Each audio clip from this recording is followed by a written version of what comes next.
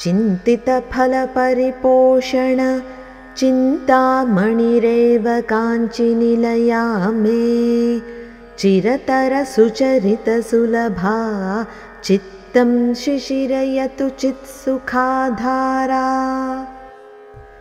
चिन्तितफलपरिपोषण चिन्तामणिरेव काञ्चिनिलया मे चिरतर सुचरितसुलभा चित्तं శిశిరయతు చిత్సుఖాధార।